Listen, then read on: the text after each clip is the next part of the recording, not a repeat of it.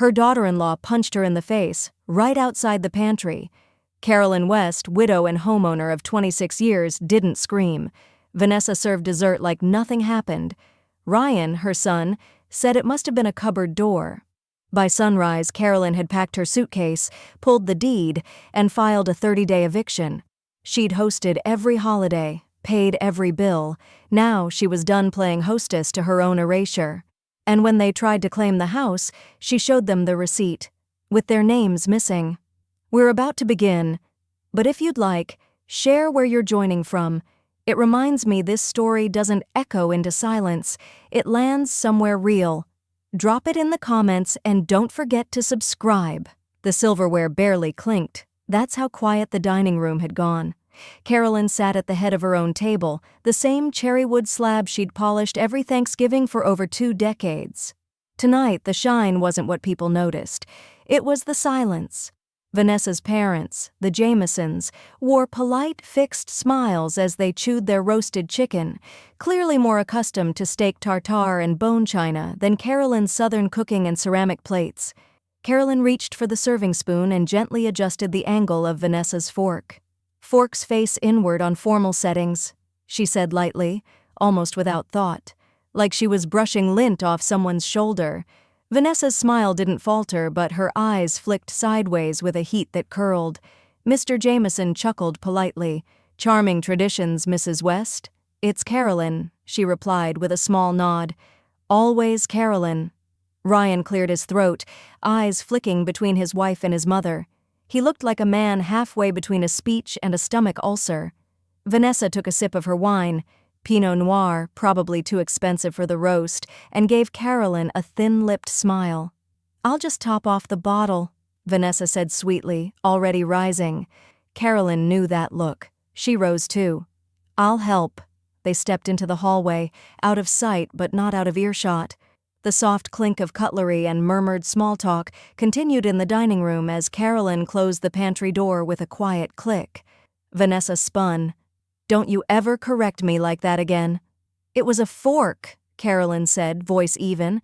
"A gentle reminder, that's all." "You humiliated me." Carolyn didn't blink. "Then your confidence is thinner than I thought." The blow came fast, not wild, not impulsive, measured. A straight punch to the cheekbone. A slap would have been dramatic. This was cold, contained. Pain bloomed hot across Carolyn's face, then pulsed into silence. She didn't cry out. She didn't stagger. She simply stood there, stunned not by the violence, but by how calm Vanessa looked doing it. "Don't make this a scene in front of my parents," Vanessa hissed. Her breath smelled like wine and roses, sour and sweet. "I swear to God, Carolyn, don't you dare!" Carolyn looked her in the eye for a long, slow moment. Something quiet shifted inside her, like a drawer closing, not slamming. Then she nodded, just once. She walked back into the dining room with measured steps, sat down, smiled. The conversation never stopped, but the warmth had drained from the room like someone pulled the plug. Ryan asked if she was okay, noting the slight red mark rising near her eye. Carolyn said it was a cupboard door. Vanessa refilled glasses like nothing had happened. The Jamesons talked about summering in Charleston and how Ryan should consider a promotion that came with relocation.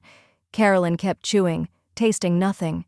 After dessert, key lime pie, made from scratch, Vanessa kissed her in-laws goodbye at the door. Carolyn stood behind her, quiet as a shadow. Mr. Jameson tipped his hat. "Lovely home you've got here, Carolyn." She didn't answer, just nodded again. That night, after everyone had gone to bed, Carolyn stood barefoot in her room, bathed in moonlight. The left side of her face ached in pulses. She touched it briefly, then opened the closet and pulled down the worn leather suitcase she hadn't used since her sister's funeral. She moved carefully, no rustling, no creaking boards. From the back of her dresser drawer, she retrieved a small key, then stepped into her walk-in closet and unlocked the hidden floor safe. Inside was a thick manila folder, the original property deed, updated in her name alone, notarized and sealed. She held the paper in her hands for a long moment. It felt heavier than it should have. The house wasn't an inheritance. It wasn't a gift. She'd bought it, brick by brick, while raising Ryan on night shifts and reheated casseroles. This home had seen her grief, her laughter, her long recoveries from quiet losses no one else ever noticed. And now it had seen something else. She set the suitcase on the bed, slowly folded her blouses into neat stacks, and placed the deed on top. The hallway smelled like lemonwood polish and stale perfume, Vanessa's signature scent. It clung to the air, defiant and floral, like her presence. But the only sound Carolyn heard was the dull click of her suitcase wheels rolling softly over the hardwood. It was 4:47 a.m. She'd waited. Not for second thoughts, but for silence. The kind of silence you could only trust when even the refrigerator stopped humming. Her bruised cheek, now faintly yellowing at the edges, throbbed under the dim pendant light above the foyer. Carolyn slid the envelope across the entry table like a dealer laying down a final card. Inside were the house keys, the garage remote, the alarm code, every piece of access, surrendered without a word of argument. The envelope read, in her clean script, "I'll be in touch." She didn't leave a forwarding address. Only ghosts left trails that obvious. Carolyn stepped out into the early morning chill, locking the door behind her one last time. The sky above Carrie was the color of cold steel, streaked faintly pink on the horizon. A bird rustled in the magnolia tree, but otherwise the street was still. Sleepy. She drove with the windows half down, air cutting across her face like a reset. 15 minutes later, she turned onto the gravel driveway of her late sister's old cottage, the modest, ivy-draped property that had sat waiting ever since Diane passed. Carolyn had never sold it. Didn't need to. And now she was glad she hadn't. The cottage didn't have the shine or square footage of the main house, but the moment she stepped inside, something inside her unclenched. The smell of old books and cedar drifted in the walls. It didn't ask anything of her. She set her suitcase by the floral love seat and walked straight to the sink, washed her hands, looked up into the mirror above the counter, and studied her face. The bruise had deepened overnight into a dusky bloom, like violets under skin. She tilted her head, didn't wince. A knock sounded at the door, 2 quick taps, then 1 long. June. Carolyn opened it slowly. June stepped inside, holding a tray with 2 paper cups and a wax bag of still warm biscuits. Her eyes fell on Carolyn's cheek before Carolyn could even open her mouth. June's voice came quiet, but firm. "She hit you?" Carolyn didn't nod. She didn't need to. Instead, she walked to the counter, picked up her coffee, took a slow sip, and said, "She thought I wouldn't leave." June watched her. She forgot whose name was on the title. They ate in silence, the kind of silence that held weight, not awkwardness but history, friendship that didn't need frills. An hour later, Carolyn's phone rang. Todd Baylor. She answered with 1 word. "Yes?" His voice was all business. "You still hold 100% ownership, right? No joint tenancy, no liens, no transfers?" Carolyn opened the drawer next to her and pulled out the deed again, as if it might have changed overnight. "Everything's in my name, paid off, taxes current."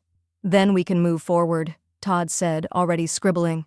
"I'll prep the forms and send over the filing. You're within your right to remove any unauthorized occupants. Want to proceed with a standard 30-day notice?" Carolyn paused only a beat. "And full authority to remove tenants?" "You have it." The sound of papers sliding across a glass desk should not carry this much weight, but as Todd Baylor handed Carolyn the stamped 30-day notice to vacate, it might as well have been a court summons signed by God himself. 30 days, he said. No loopholes. No extensions unless you give them. Carolyn held the notice like it was a blueprint to a life she hadn't lived in years. She didn't smile. She simply nodded. "I'll drop it off myself." The drive back to the house was short. Too short. She parked 2 houses down, walked the rest of the way like a guest. No one waved this time. A jogger la solte, Majd el Nazet. The birds were louder here, but the house, her house, stood still, too pristine, like a stage set no longer hers. Vanessa was in the garden out front, pruning roses she hadn't planted. Carolyn stepped through the gate with the crisp white envelope in hand. Vanessa looked up and instantly, Her mouth curled with suspicion. "You're trespassing." Carolyn ignored the bait. "This is official. 30-day notice to vacate. Legally backed, fully enforceable. You'll see the signatures." Vanessa snatched the envelope like it insulted her. "This is your family home, Carolyn." Carolyn's gaze didn't waver. "It's not a home if it houses silence." Vanessa blinked, as if struck with a word instead of a fist. Ryan appeared on the porch, half-dressed, still in socks. He didn't say anything, just stood there, watching his mother and his wife. He didn't come down. He didn't stop her. Carolyn turned and walked away without another word. The gate clicked softly behind her. That afternoon, June showed up at the cottage with her laptop and a bottle of root beer. "Time to do some digital pruning," she announced. They sat on the porch, surrounded by budding gardenias and the gentle hum of bees. One by one, Carolyn called each utility company: electric, water, gas, internet. June handled the passwords. Carolyn handled the tone. "No," Carolyn told the third representative. "They do not have permission to access this account. Remove their user privileges immediately." Each click of confirmation felt like pulling a nail from the cross she'd been tied to. By the end of the week, the neighborhood buzzed louder than the bees. Carolyn could feel the tension thickening in the air at Harris Teeter and in the church parking lot. People nodded to her more slowly, spoke more cautiously. One even pulled her aside after Sunday service and whispered, "Is it true what they're saying?" Carolyn only replied, "Depends who's talking." Then came the letter, certified, thick, embossed with gold leaf trim. From Mr. and Mrs. Jameson, addressed not to Carolyn but to the owners of the West family residence. Inside, a formal request for mediation, citing confusion over implied shared residence and mutual investment in the domestic property. June read it twice. "They talk like it's Downton Abbey. All that's missing is a wax seal." "They're not confused," Carolyn said, sliding the letter into a manila folder. "They're staking a claim." June raised a brow. "Think Ryan tipped them off?" Carolyn's expression didn't move, but her silence was louder than denial. Todd called that evening. "We've got movement." "From who?" "The Jamesons. They're trying to claim Vanessa has partial ownership through marital cohabitation, which, frankly, is nonsense. But if they push this, we'll need to be airtight." Carolyn looked out the window, toward the dark silhouette of the house she once filled with warmth. She could almost see the kitchen light still on. "What do you need from me?" "Everything. Receipts, deed history, utility statements, anything that shows they've been tenants, nothing more." The manila folders thudded onto Todd Baylor's glass desk like stacked evidence in a crime drama. Only this wasn't television. This was decades of Carolyn's meticulousness being weaponized for the first time. She didn't sit right away. Just stood there as Todd opened the top file, eyes scanning. "Title history," she said flatly. "Paid in full 26 years ago. All property taxes, maintenance, and structural upgrades. Fully documented. Not a cent from her."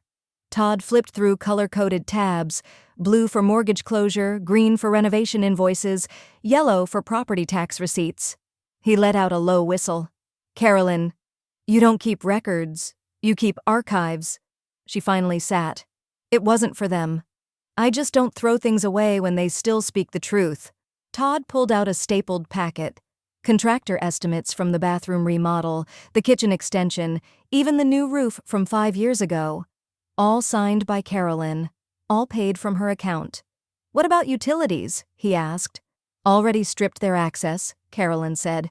"June helped. They never once paid a bill under their name. I have every statement since 2010. Todd nodded slowly, eyes narrowing with each document he flipped. "No shared assets, no gift deeds, no joint tenancy claims. This isn't a case. It's a clean break." "Not to them," she replied. "To them, it's entitlement wrapped in etiquette." He paused. "You'll want to keep a copy of everything on a flash drive, just in case." Carolyn reached into her handbag and placed one on the desk. Todd raised an eyebrow. "You're 2 steps ahead." "I didn't come to lose." Back at the cottage, sunlight angled through the lace curtains and lit up dust motes floating through the air. The room smelled faintly of lavender and printer ink. Carolyn had spent the afternoon scanning every receipt she couldn't bear to part with. Halfway through organizing, she opened her old phone, one she hadn't used in years but kept charged in the kitchen drawer. Within a few minutes of digging, she found them. Texts from Vanessa, old ones, passive-aggressive complaints sent years ago during a fight with Ryan. "Tell your son to pick up his laundry in your house. I'm tired of pretending this is my home when everyone knows it's Carolyn's. You're lucky I let you walk around like you still run the place." Carolyn read them with the same look she used to give Splinters, small irritants that could fester if ignored. Now they were leverage. She saved screenshots and sent them straight to Todd. "Add these to the folder. Verbal acknowledgement of property ownership from Vanessa herself." A knock came at the door. This time, not June. Carolyn opened it to find Ryan standing alone, hands in his jacket pockets, eyes darting between the steps and her face. "Can we talk?" he asked. She studied him for a long moment. Her voice when it came was clear and flint-edged. "If you came to defend her, you've come to the wrong door." Ryan's shoulders sank. "I didn't." Silence again. He looked down at his shoes, scuffed at the toe, the way he used to when he got in trouble as a boy, only now he was a man, one with a family, one with secrets. "I came," he said slowly, "because she hit Talia too." Ryan didn't sit. He just stood there, framed in the doorway like a child returning to a house he no longer recognized. "I didn't know who else to tell," he said, voice barely above a whisper. "She slapped Talia across the face. I didn't see it happen, but Talia told me. She wouldn't lie, not about this." Carolyn's chest went still. It wasn't shock. It was something older, quieter, heavier, grief made of guilt. "When?" she asked. "Last week, after the dinner. Talia spilled juice on the rug and—" Ryan swallowed hard. "Vanessa said she was just disciplining, but her cheek was red, Mom. Bright red. The same color Carolyn's had been." Ryan sat now, head in his hands. The room fell silent except for the tick of the cottage wall clock, its steady beat slicing the stillness into fractions. "I should have done something sooner," he mumbled. Carolyn sat across from him, her hands clasped tightly, the bones of her knuckles white. "No," she said quietly. "I should have." Ryan looked up, confused. "She hit me too," Carolyn said, "and I said nothing, walked back to that table like a ghost. I thought I was protecting peace. But it was just silence dressed as surrender." Ryan said nothing. His eyes glassed over. "Is Talia safe tonight?" she asked. "She's with Vanessa's parents," he muttered. "They don't know. They think Vanessa's just stressed." Carolyn rose, walked to the bookshelf, pulled out a slim folder she had tucked away after her last meeting with Todd. "She's not stressed, Ryan. She's dangerous." By noon, Carolyn was in Todd Baylor's office again, this time sitting stiff-backed with urgency bleeding through every breath. Todd leaned forward. "We already have a case built around property rights. You want to escalate this?" "Yes," she said. "I want a protective clause added, one that includes my granddaughter. If she's in that house, she's at risk, and if Vanessa files anything retaliatory, I want it on record that we anticipated it." Todd gave a single nod. "We'll strengthen the language, frame it as a safety issue." "Because it is." He adjusted his tie. "And Ryan?" "He'll come around," Carolyn said, though her voice flickered with uncertainty. That night, back at the cottage, June arrived carrying a bag of pot roast and cornbread like armor. "I heard from Celia down at the hardware store," she said, plopping into the armchair. "Vanessa's been asking around for a new real estate lawyer. Sounds like the heat's turning up." Carolyn stirred sugar into her tea. "She'll do what people like her always do, hide behind performance until the curtain falls." June studied her for a beat. "You're not burning a house down, you know." Carolyn looked over, brow furrowed. "You're making room for oxygen," June said. "Big difference." Carolyn smiled then, small and sad. "Feels like I'm lighting a match either way." Later that week, Ryan stood in her doorway again. Same posture, same hesitation. Carolyn held the door open longer this time. "You don't have to decide tonight," she said gently. "But if you need somewhere else to be—" He glanced at the cottage walls, then toward the small bedroom down the hall, freshly painted and waiting. "I don't know if I'm ready," he whispered. "You don't have to be," she said. "You just have to be done pretending she is." He didn't come inside, but he didn't walk away either. The following morning, Carolyn's phone buzzed. Unknown number. She answered. A clipped, rehearsed voice greeted her. "This is Officer Ellis with Wake County Court Services. Vanessa West has filed a temporary restraining order claiming emotional abuse and unlawful interference with her residence." Carolyn stared at the mug in her hand. The steam no longer rose. "Noted," she said. "What's the next step?" "There will be a preliminary review. If denied, a court date will still be scheduled for your current filing." 2 hours later, Todd called. "The restraining order didn't stick," he said. "Judge saw right through it." "Denied." Carolyn exhaled, slow and silent. Todd's voice sharpened. "But he did schedule something else." It started with the mail carrier. She paused at the gate of Carolyn's cottage, squinting at the envelope in her hand, then said, almost under her breath, "Thought you still lived up on Winslow." Carolyn met her eyes without flinching. "Not anymore." 2 days later, a woman from the church choir dropped off banana bread wrapped in wax paper and asked nothing, just said, "You ever need help with the garden, you holler?" Then, at the next church brunch, June did what June always did best, spread truth under the cover of polite conversation. "I'm just saying," she said, cutting into a scone, "if someone punched my best friend in the face over a dinner plate, I'd be living somewhere safer too." The table stilled. Forks hovered. One woman actually gasped. June popped the bite in her mouth. Blueberry. And that was all it took. By the following weekend, the whispers had shifted zip codes. What had begun as shock? She left her own house? Turned to speculation. Was there abuse? And finally, alliance. Carolyn noticed it first during a walk through the local park. A couple from 3 streets over slowed their pace to walk beside her. Asked how she was holding up. Didn't pry, just offered presence. Later that day, a teenager rang the doorbell and handed her a foil-covered tray of baked ziti. "My mom said you probably haven't cooked much lately. She made this in case." Carolyn thanked him, closed the door, let herself cry exactly 3 seconds before wiping her face and placing the dish in the fridge like nothing happened. The next morning, the cottage's quiet was shattered. Vanessa, pounding on the front door like she was owed the wood under her knuckles. "Open up, Carolyn," she screamed.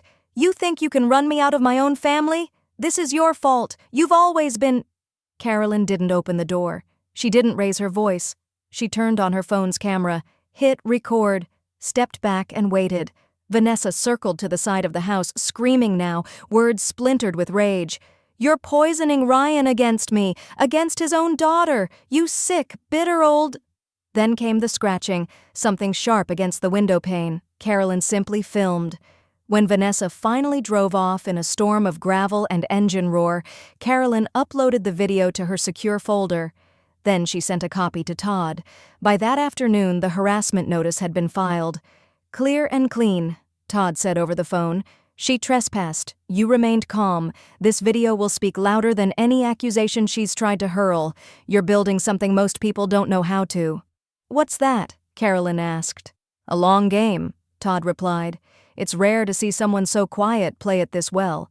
She said nothing in response, but her silence felt like strategy, not surrender. That evening, as the sun began to bleed down over the rooftops, Carolyn stepped outside to check her mailbox. A plain manila envelope sat inside. No postage, no return address. She opened it right there under the porch light. Inside, a flash drive. Taped to the plastic was a yellow Post-it note with a single sentence. "You might need this." Carolyn walked back inside, slid the flash drive into her laptop, and clicked. The screen flickered. A grainy image filled the screen, her front hallway from a different angle. Vanessa. The punch. Caught cleanly, deliberate, unmistakable. Carolyn watched the video again, not to feel anything, but to confirm what she already knew. Vanessa's hand moved with the certainty of someone who'd struck before. No hesitation, no fear of consequence. The camera angle from the neighbor's doorbell, cropped just enough to give context, clear enough to damn her, captured it all. The narrow hallway, Carolyn's profile, and then the sudden blow, the shove, the hissed warning. "Don't make this a scene in front of my parents." Todd watched it next. No sound in his office except the occasional tap of his pen against the desk. When the screen finally went black, he exhaled. Well, that's the ball game. Carolyn sat still, her hands folded in her lap. We use it? We hold it, he said, for now. But it gives us more than leverage. It gives us time. I can file for expedited removal. Judges don't take kindly to violence caught on camera. She nodded slowly. Label it, if needed. Todd raised an eyebrow. Not going public? Number, that's what she would do. Back at the cottage, the air was heavy with the scent of late-blooming honeysuckle. Carolyn had begun pulling weeds again, her quiet meditation, and in the rustle of dry leaves and soil, she found the stillness she needed to breathe. That afternoon, Ryan came by. Carolyn had the laptop open on the kitchen table. She didn't say a word, just hit play. Ryan didn't sit. He didn't blink. He just watched. When it ended, he stepped back like he'd been punched himself. I didn't know, he said softly, voice cracking. You looked away, Carolyn replied. He wiped his face with both hands. She told me I was overreacting. She said, it wasn't what it looked like. Abusers never tell you the truth. They tell you stories with just enough sugar to hide the poison. He stood there for a long time, then finally sank into the kitchen chair. Talia deserves better than this. She still can have better, Carolyn said, reaching for his hand. But it'll take choices, not just wishes. The next morning, Carolyn found a folded piece of paper left at the doorstep. Crayon, stick figures, a house with flowers lining the walkway, big sun in the corner, yellow rays reaching every edge. Beneath it, in a child's wobbly print, Grandma's house feels safe. Signed, Talia. Carolyn framed it that day and hung it above the entryway. With the court date approaching, Carolyn threw herself into the garden. She tilled the soil, laid down new mulch, planted sunflowers, even though it was late in the season. You always used to say they follow the light, June remarked, dropping off a flat of marigolds. They do, Carolyn said, brushing dirt from her palms. No matter how many times they've been trampled. The backyard began to come alive again, not with noise but with presence. Bees, butterflies, a little patch of joy growing stubbornly in silence. She was pruning the rose bush when the phone rang. Unknown number. She answered with her usual reserve. Carolyn West. A pause, then a professional voice, male and measured. This is Miles Dorsey, legal counsel for Vanessa West. My client would like to offer a settlement. Carolyn stood still in her garden gloves, the thorns brushing against her arm. Go on, she said.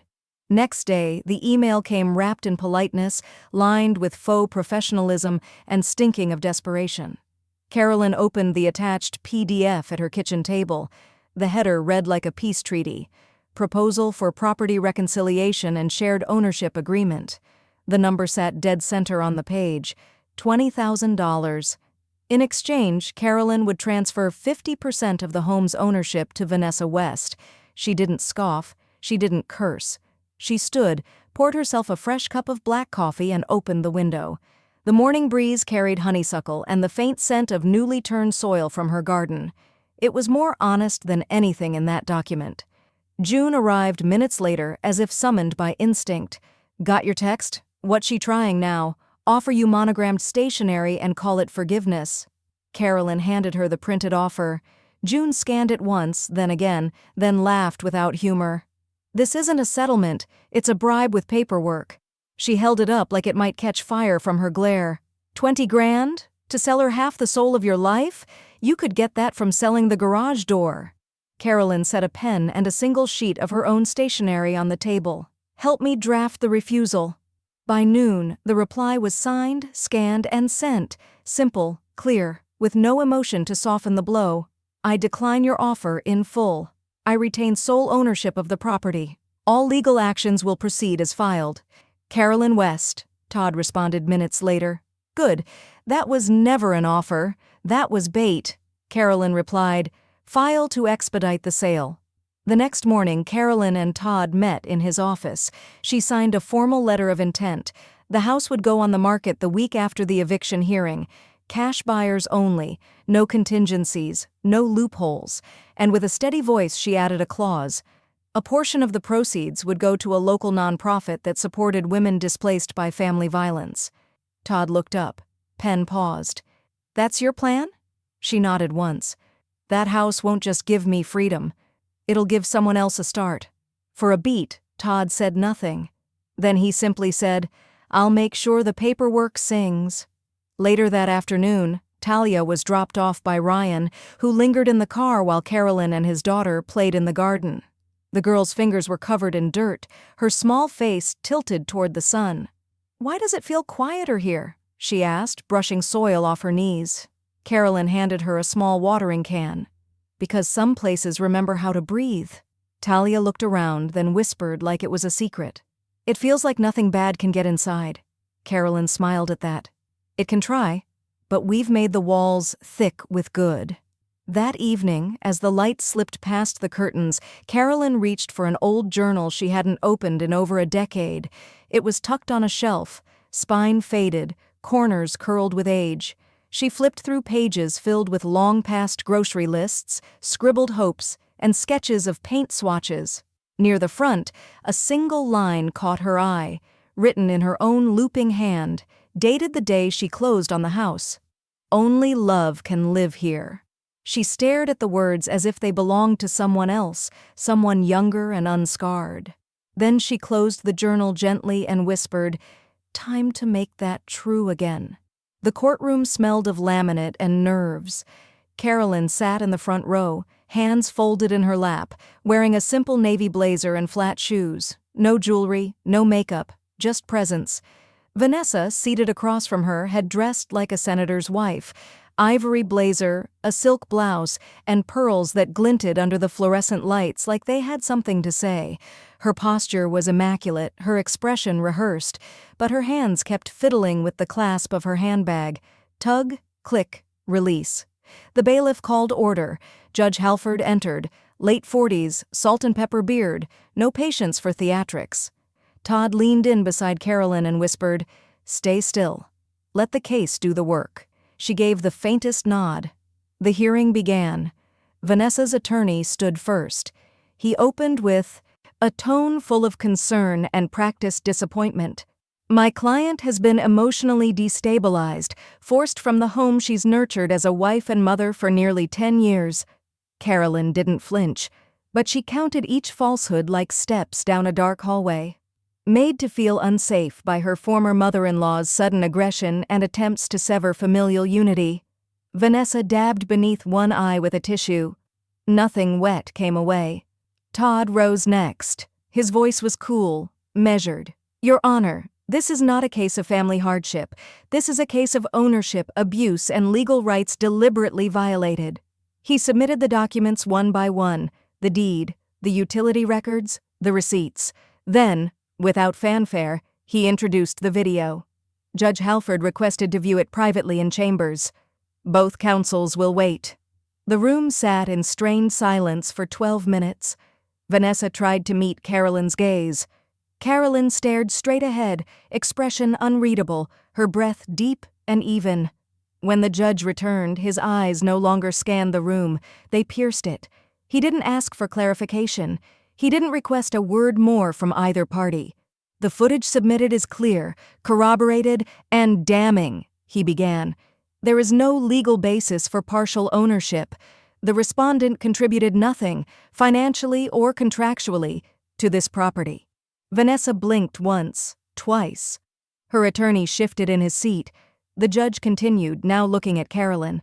"Full authority and ownership of the property remains with Ms. West.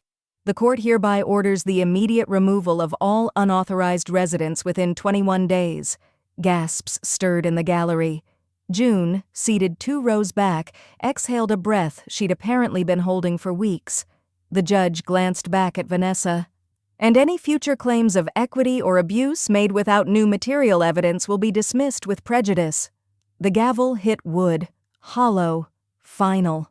Carolyn stood slowly, collecting her folder and coat. She felt Ryan move up beside her. "Thank you for standing up there," she said without turning. "She made me feel like I had no choice." Ryan replied softly. "You reminded me I did." Across the courtroom, Vanessa rose robotically. No tears now, just tight fury in the corners of her mouth. She didn't look back. Not at Ryan, not at Carolyn. She exited the courtroom like a ghost being evicted from her own story. That evening, Carolyn returned to the cottage alone. The sun was low, painting the kitchen walls in warm gold. She poured herself a glass of sweet tea, sat at the table, and opened her laptop. Her fingers hovered over the keyboard just a second before she began typing. Listing title: 4-bedroom, 3-bath family home, available immediately. Showings begin Friday. She hit publish. In that moment, she felt something unfamiliar settle into her chest. Not joy, not revenge, something quieter, like balance. The offer came at 11:42 p.m., full cash, no contingencies, ready to close in 14 days. Carolyn stared at the email, the glowing digits of her kitchen clock blinking in rhythm with her pulse. Not a word from Vanessa since the hearing. Just this offer, quiet, clean, final.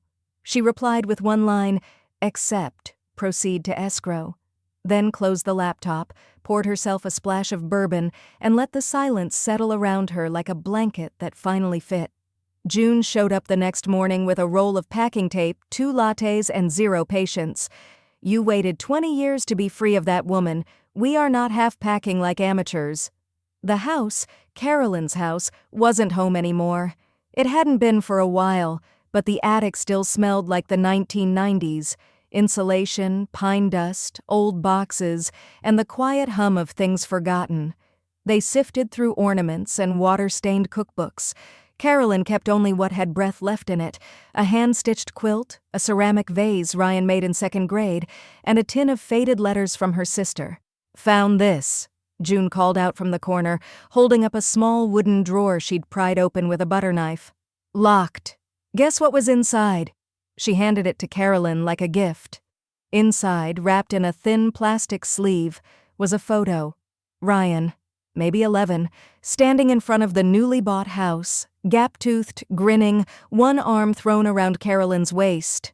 He was holding a sold sign like a trophy. The date scribbled on the back read, March 15th, 2001. Carolyn stared at it long enough to feel her chest tighten. That boy didn't know he'd live inside a story someone else would try to rewrite. June squeezed her arm.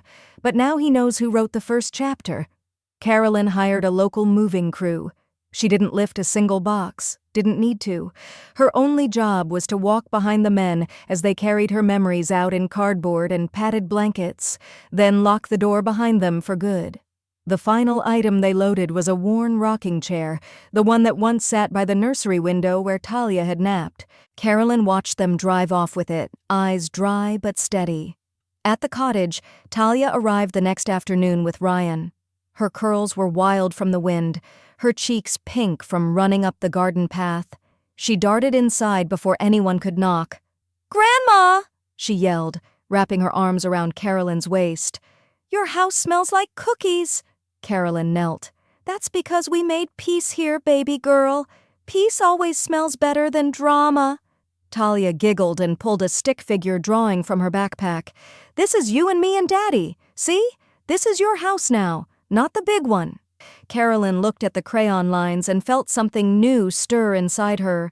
Not just relief, legacy. She folded the drawing carefully. "You think this house feels safe again?" Talia nodded with conviction. "Safer than anything." That night, Carolyn stood by the kitchen window, the soft thrum of June washing dishes behind her. The world was finally still, until her phone rang, unknown number. She answered out of instinct, voice low. Carolyn West. There was no greeting, just quiet on the other end. She listened. Nothing, just the faint sound of breath, erratic, unsteady, then a choked sob. Vanessa. No rage, no threats, just silence, twisted into something broken. Carolyn didn't hang up, didn't speak either. She simply let the silence stretch like a mirror between them. The voicemail came at 3:08 a.m. Carolyn didn't listen to it right away. She let the icon sit there like a blinking question she had no interest in answering. But when the house was quiet and the kettle was warming for her tea, she pressed play.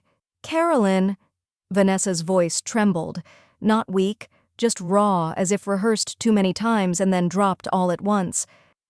I don't know how everything got so far. I know I've said things, done things. Look, I'm not asking for anything, Ryan won't talk to me. You win, okay?" A long pause. Then, quieter, "I miss my daughter. Please. I'm still her mother." Carolyn hit delete, not out of spite, but clarity. Some doors don't slam shut. They fade until they're no longer doors, just walls where light used to be. Later that week, Ryan knocked gently on her screen door. He didn't need to say anything. Carolyn saw the manila envelope in his hand, the legal crest stamped in the corner. "I filed this morning," he said, setting it on the table. "Divorce. Custody petitions in there, too." She gave a slow nod, then gestured toward the kettle. "You want coffee or something stronger?" "Both," he muttered, cracking a smile for the first time in days. The rental house was just 5 streets away. Neutral beige walls, old carpet, creaky but honest. Carolyn stood in the smallest bedroom, arms crossed as she and Ryan surveyed it together. Talia's new room. "We could paint it yellow," he said, measuring the walls with his hands, "or that sky blue she likes, put stars on the ceiling." Carolyn walked to the window, sunlight spilling onto the bare floorboards. "Sunflowers along the baseboards," she said, "so the walls don't forget to grow up." Ryan looked at her. "You sure you're okay helping with this?" She turned to him, voice steady. "I spent too long holding silence. This ? This is me building sound." Carolyn's first therapy session wasn't filled with tears. It was filled with stillness, the kind that had always made her uncomfortable. But when the therapist asked, "When did you first stop feeling safe in your own home?" the answer came faster than she expected. "Probably the day I started calling it mine but let other people define it." She didn't cry. But she did go back the next week, and the week after that. June came by with a gift a few days later, a carved wooden plaque wrapped in brown paper and tied with gardening twine. Carolyn unwrapped it on the porch. The grain was warm and dark, the words burned in bold script, not bitter, just built better. "I figured it was more accurate than anything you'd find on a Hallmark card," June said, sipping her lemonade. Carolyn ran a hand across the letters. "You always know what to bring. Wisdom and wood. That's all I've got left." They laughed, but the air between them stayed soft. Earned. The letter arrived the next afternoon. White envelope, registered mail, legal return address. Carolyn sliced it open without drama, read the heading. Notice of civil claim, allegations of emotional damages. Plaintiff, Vanessa West. Defendant, Carolyn West. Her hands didn't tremble. Her breath didn't change. She simply closed the folder, picked up her phone, and called Todd. The envelope was bold but brittle, like the woman who sent it. Carolyn handed the complaint to Todd over his conference table without so much as a sigh. "Emotional distress," she said. "Apparently I'm the root of her spiritual crisis." Todd didn't even bother with gloves this time. He flipped open the claim with all the ceremony of someone scanning a dinner receipt. No photos, no medical records, no eyewitnesses, no police report, he muttered. Just language. Carolyn leaned back, crossing one leg over the other. She always thought performance was proof. Todd pulled out a manila folder, thicker, heavier, and marked counter materials, West versus West. "Then let's give the court something real." Over the next 2 days, Todd compiled their response. Video footage, Vanessa striking Carolyn, date stamped, time-coded, and verified. Text messages, Vanessa referring to the house as Carolyn's, blaming her for not letting go of her space. Medical records, Carolyn's urgent care visit after the punch, documented bruising, soft tissue trauma. Affidavits from June, from neighbors, from Ryan. On the second morning, Todd called with an edge in his voice. "Her lawyer just requested a private withdrawal." Carolyn blinked. "He's dropping the case?" Not a public dismissal, not even pushing for settlement, just backing away with his tail tucked. "What about her?" Todd's voice cooled. She hasn't said a word. Carolyn stared out her cottage window, where sunlight danced across the hydrangeas. Let's make sure she never gets another chance. That afternoon, Carolyn returned to the courthouse. Same hallways, same bleached tile, but this time with intention. She filed a formal restraining order, permanent, for herself and a mirrored clause protecting Talia. When the clerk asked if she wanted to serve it immediately, Carolyn said, yes. No delays. She doesn't get to breathe into this life again. She walked out with paperwork in hand and a feeling in her chest like clarity. It wasn't vengeance, it was vacuum. Clean, final. Later that week, Talia was curled on the cottage rug, coloring quietly with a pink crayon that had been worn down to a nub. She looked up at Carolyn without prompt and asked, "Can I call this my home base?" Carolyn blinked. "What do you mean, sweetheart?" "Daddy says we live at the other house now, but this place feels like where we come back to, like a middle." Carolyn knelt beside her, brushing hair from her forehead. "You can call this anything you want." Talia smiled and went back to her coloring. Carolyn watched her for a long time, realizing that what she had built, quietly, stone by stone, was already sheltering more than one person. Ryan was adapting too. He started cooking dinner 3 times a week. Nothing fancy, but meals with stories behind them. Spaghetti like Carolyn used to make, grilled cheese with tomato soup when he was feeling low. He downloaded a co-parenting app, took a parenting class online, and got a part-time therapist who specialized in high-conflict separations. At first, it looked like survival, but then it started looking like growth. "You're doing it," Carolyn told him one Sunday morning as he wiped syrup off Talia's face. "You're building something steady." Ryan looked over his shoulder, quiet but sure. "I just want her to know we're not waiting on someone to change anymore." Carolyn nodded. "Neither am I." A week later, her phone buzzed with a notification from her inbox. Subject: Nonprofit registration approval. Wake County Clerk status. Accepted. Tax-exempt designation. 501c3. Name: The Second Key Initiative. Carolyn sat down on the edge of her bed, staring at the screen. Not just accepted, approved, official, alive. She picked up her phone and called June.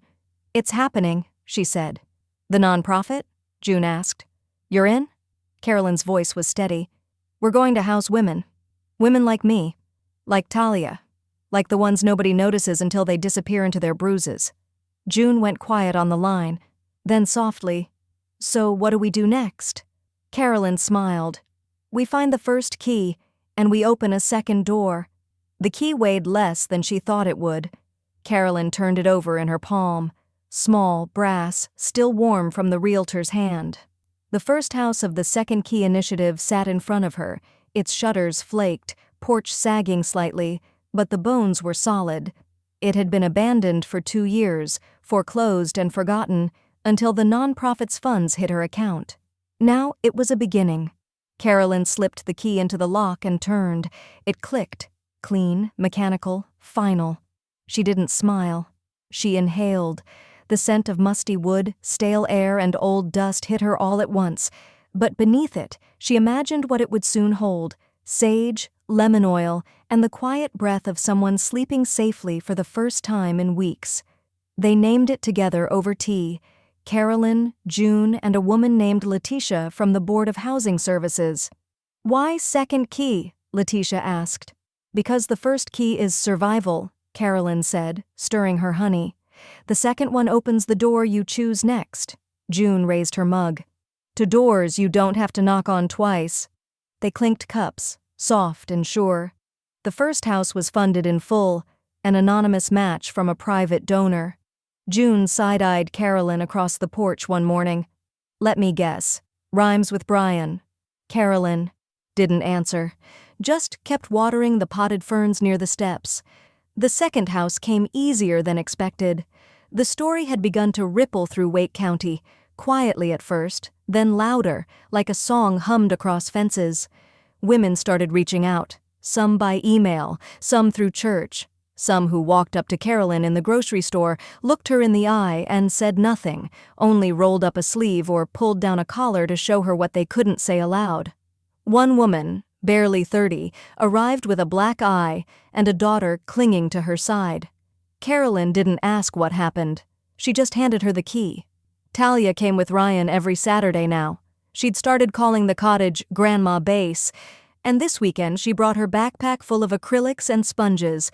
Carolyn had asked her to help paint the nursery wall of the first shelter house.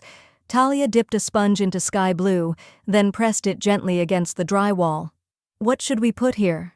Carolyn crouched beside her. "Something you'd want to see if you were scared." Talia thought for a beat, then began painting. By the end of the day, the mural showed a giant yellow sun, a window wide open, and words painted in careful, uneven brushstrokes. "Safe is a room that sees you." Carolyn took a photo, printed it, framed it on the wall. By mid-month, a local journalist from the Cary Ledger requested an interview.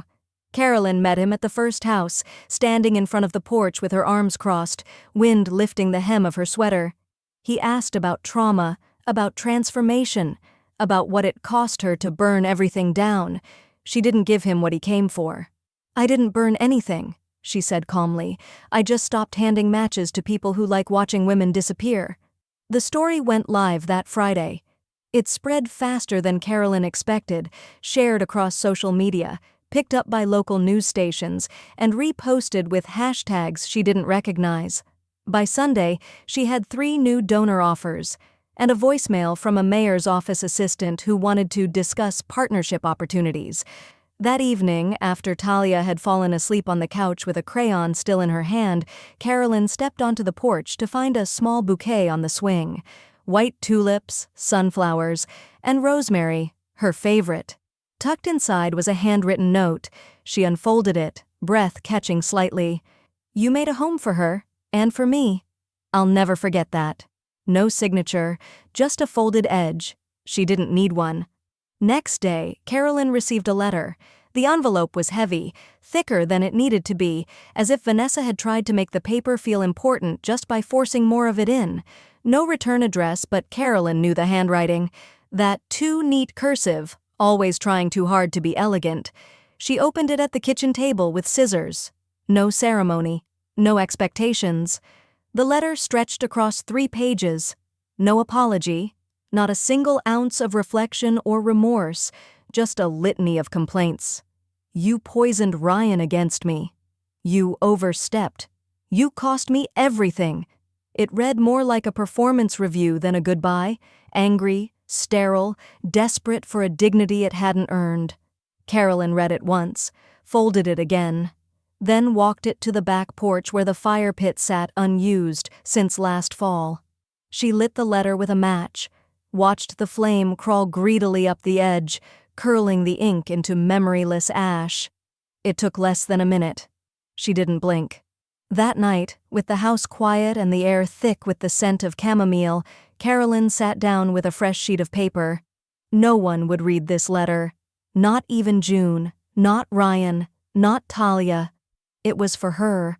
She wrote slowly, carefully, like laying bricks across a ravine she'd once fallen into. You remembered who you were without being told. You stopped performing pain for people who ignored it. You found your voice not by raising it, but by anchoring it. And when they tried to write you out, you built the page they couldn't erase. When she was finished, she folded it once and placed it inside a hardcover book on her nightstand, an old copy of Their Eyes Were Watching God she hadn't opened in years. She didn't need to reread it to remember how it ended. June came over with wine the next night and found the letter in the book by accident. She read it aloud in Carolyn's living room, voice low and reverent. "You remembered who you were without being told," she repeated, her throat tight. "Damn, girl, that's not a letter, that's an anthem." Carolyn chuckled, sipped her wine. "It's not for them, it's for what's left of me." June raised her glass. "Then here's to the you that's still building." A week later, the nonprofit received its first state-level recognition. A letter from the Office of Community Affairs arrived with a stamped seal and congratulations. Second Key Initiative had been selected for the Regional Impact Roots Grant, a title Carolyn found both ironic and perfect. They would be featured in a spring documentary series. 3 more homes were already in progress. Donations had tripled in a month. Still, none of that made her cry. It was the email from a social worker who wrote, "Your homes are the only places my clients ask to return to." Carolyn closed her laptop and let the tears come without shame. The cottage was fully hers now. Every window washed, every corner reclaimed. The garden had grown bold, hydrangeas spilling over their planters, marigolds defiant in their color. Inside, she'd repainted every wall, warm whites, moss green in the kitchen, lavender in the guest room where Talia often fell asleep with a book still in her lap. Carolyn walked through the space that night barefoot, letting the floor creak under her steps like a voice finally clearing its throat. She paused at the fridge to hang up one of Talia's new drawings, a house with flowers, a family, and a giant yellow heart in the sky. Taped beside it was a new note. She hadn't seen it earlier. Crayon, block letters, no punctuation. "You're not just my grandma, you're my example." Laughter floated through the cottage like music with no source. It came from the kitchen, two women washing dishes and whispering jokes. From the hallway, a toddler running in socked feet, arms flailing in pure joy. From the backyard, an older girl braiding her sister's hair beneath the dogwood tree. There was no chaos, no shouting, no doors slamming. Just presence. Just breathe. Carolyn stood by the window, one hand wrapped around a warm mug, the other gently cradling a sunflower plucked from the garden that morning. Her knees ached, the way they always did when the weather shifted, but the ache was honest. Earned. 1 year. 12 months since the final court order, since Vanessa disappeared out of state with a lawyer and a lease in Florida. 12 months since Carolyn had reclaimed her voice without ever raising it. The main house, the first of the 5 under the Second Key Initiative, stood proudly at the edge of the property line now, newly painted shutters, raised garden beds, a playground donated by a local school board. The sun caught the gleam of its fresh white siding like it was always meant to shine. Just beneath the cornerstone, barely visible unless you looked closely, were the etched words, "In honor of Carolyn West, for the silence she broke." She hadn't asked for it. Hadn't even known until June dragged her out one Saturday morning to inspect the tulips and pointed with teary eyes. "People need to remember who taught them quiet doesn't mean weak," June had whispered, her fingers tracing the engraving. Carolyn had said nothing, only nodded. Ryan and Talia visited every Sunday. It had become ritual, fresh biscuits, porch swing time, and a walk through the garden where Talia now insisted on picking the week's bouquet for her teacher. Ryan was steadier these days, his laugh less forced, his hands no longer twitching when he spoke. "Do you ever think about that night?" he asked once, sitting with her on the porch swing as Talia chased a butterfly through the clover. Carolyn sipped her tea before answering. "I think about how quiet it was, how quiet I was, and how it never will be again." He nodded, then reached into his coat pocket and handed her a photograph. Talia, holding a sign that read, "I am loved loudly." It was for a school project. But it meant more. Carolyn placed it on the mantel that night, beside the old photo of Ryan as a boy. June arrived later that week, carrying a pitcher of homemade lemonade and an old deck of cards. "They're saying you might get nominated for the governor's housing award," she said, pouring 2 glasses. "Which, in my opinion, is long overdue." Carolyn raised her brow. "I didn't build this for awards." "No," June said, "you built it because nobody ever did it for you. And now, you're the one building the blueprint." They played rummy until the sun dipped behind the roofline, and the cicadas hummed like a string section warming up. As twilight wrapped the porch in amber, Carolyn placed a single sunflower in the vase beside the door, her own quiet ritual. Its yellow petals caught the last light, bold but soft, unshaken. It had become her symbol. Growth without noise. A phone buzzed from the table. Todd. She picked up on the 3rd ring. "You're not going to believe this," he said. "You've inspired 3 more people to donate their homes. One's in Durham, 2 in Asheville." Carolyn didn't speak, just smiled as the fireflies began to dance across the lawn. "Ready to expand?" Todd asked. She looked around, the porch, the garden, the house filled with second chances and first breaths. "I didn't take the house out of anger," she said finally, voice calm, Certain. I took it because silence doesn't mean surrender.